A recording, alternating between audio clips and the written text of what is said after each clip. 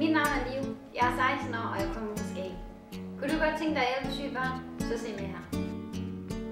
Den 19. september kl. 15 vil jeg gerne invitere dig til Butterfly Walk ved Vibbyfed i Skagen.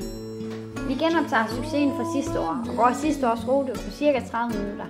Det koster 50 kroner at være med på vores gåtur, og børn er helt gratis. Efter gåturen vil der være te og kaffe til de voksne, og juice og popcorn til børnene. Alle pengene fra vores walk vil gå til børn i hele verden med Cockayne-syndrom, men også forskning inden for Cockayne-syndrom. Cockayne-syndrom er en utrolig sjælden genetisk sygdom, som er skyldig for tidlig aldring.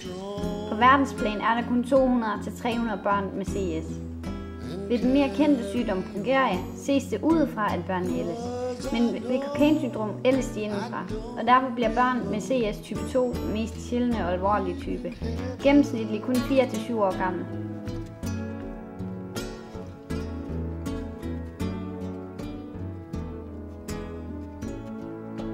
I Danmark har vi haft 2 tilfælde af CS type 2, Jakob og Alexander.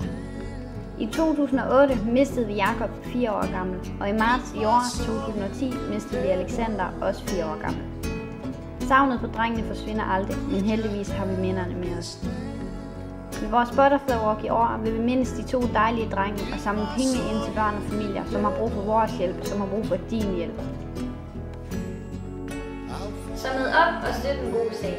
Kig mere på www.cockaynesyndrom.dk eller i vores Facebook-gruppe til minde om Alexander og Jakob født med Cockayne-syndrom.